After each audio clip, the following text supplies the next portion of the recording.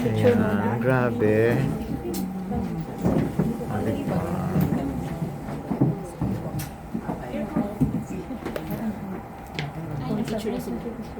Super gagwapo.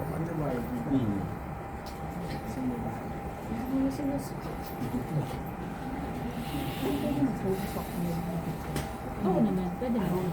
Huwag lang naman sila. Okay. Hello. Miss Rose Garcia. Kaya sa diet. Adrian from Pinsalatong. Sir Bobby Regintina. Sir Richard Paglikawan. Miss Marinel Cruz. Jessica Evangelista. And si Ting, kanina na natin. Hello po.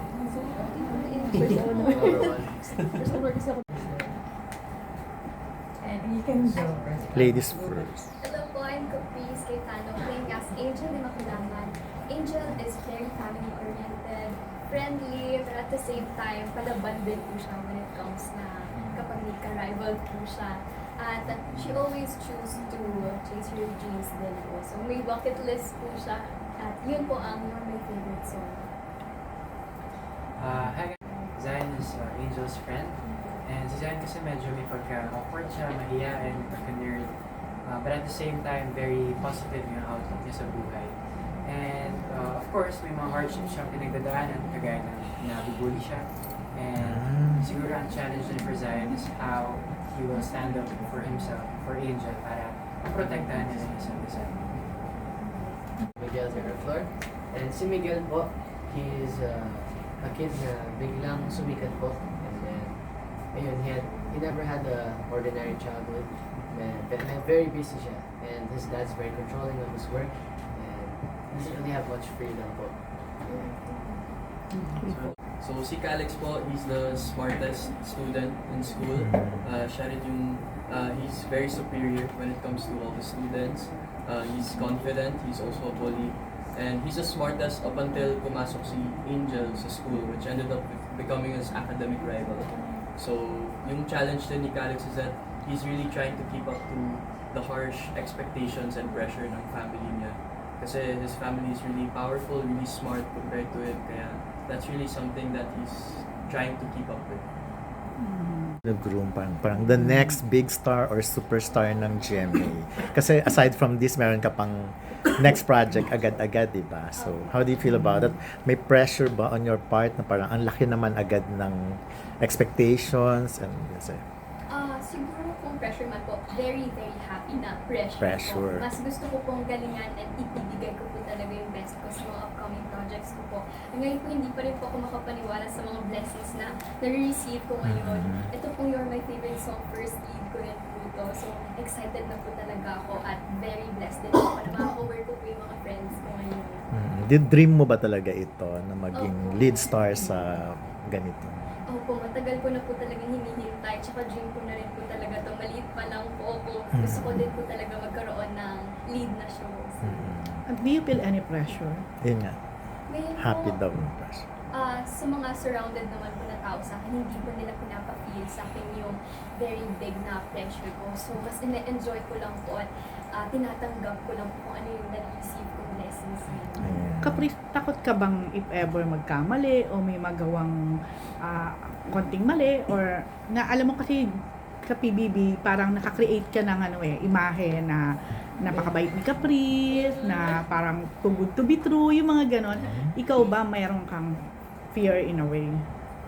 Fear po siguro, very open naman po ako to make mistakes kasi alam ko din naman po na dun po ako matututo from my mistakes po kahit gaano man po kaliit o kalaki. So, hindi naman po sa natatakot.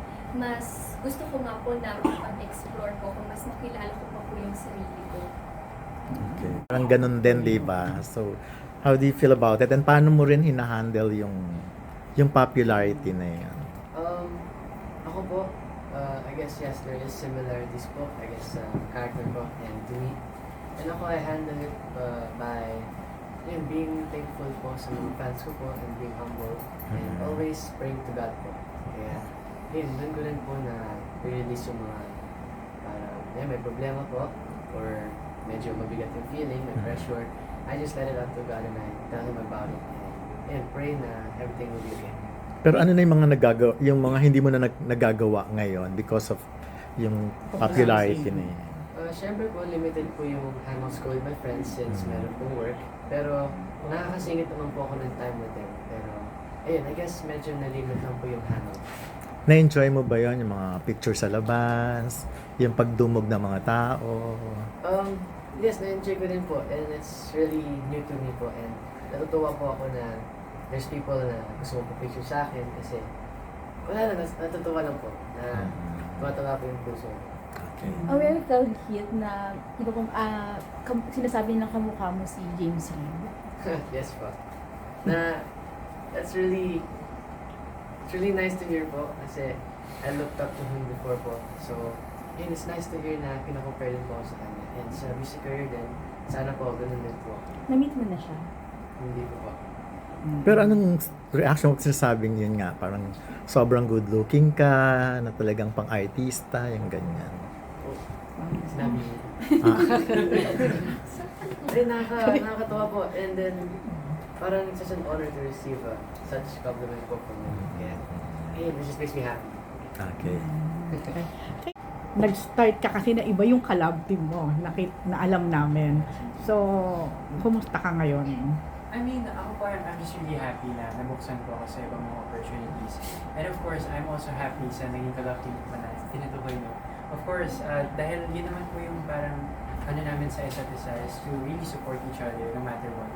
And ako po, really open lang din po ako to more opportunities para mag-grow din po ako as a person. Pero kasi hindi naman po mawawala yung bond na nabuo po sa amin eh. So, it's really nothing na parang andito ako ngayon kasi kami sobrang positive po namin and we're just looking out for each other.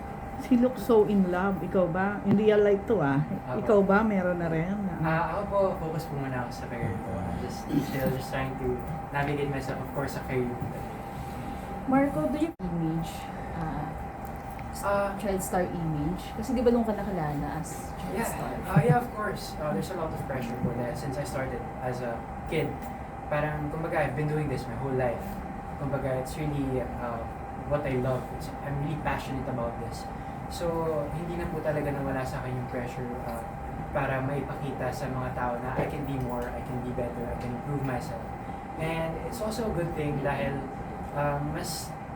kasi during the journey, I just want to stay grounded din sa kahit anumang opportunities yung tanggapin ko. Pero of course, andun yung parang pressure na I always have to do better kasi people may expect some things. And tinitake ko na lang siya as a good thing, as a good pressure to keep on improving. Tsaka siyempre parang ikaw yung pinaka-veteran, di ba? Oo. Ganun yung tingin mo, tingin nila sa'yo. Ay, well, ako naman po, kung ganun naman po yung naging tingin nila sa akin, ako as much as possible gusto kong ma-import din yun sa kanila. And Yung mga na. naniniwala naman po ako na there's always room for improvement. Kaya nakakakuha din po talaga ako ng aral sa kanila. And talagang nagbabago naman po talaga yung mga bagay-bagay. So parang ako, sobrang open po ako sa mga lessons na natututunan ko naman po. Do you give them pointers? Well, siguro po sa set na mismo, not really pointers, but more on kapag may mga, kumbaga, nuances na kailangan namin tandaan. Since siguro po medyo may experience na po ako dito, sinashare ko po yan sa kanila para kung hit po namin yung bawat nuances, bawat character arcs na gusto namin makita ng mga audience. Guys, what's your favorite song na in a way nakaka-relate kayo these days? Here po. Thank you. Okay, then, Hit and Caprice. Nag-FB na siya. Tapos, Ito nyo ba? tapos may pa-survey kung kanino talaga mas bagay. Pag tatabi-tabi ng mga pictures nyo, ano? Bedroom po. Okay, thanks.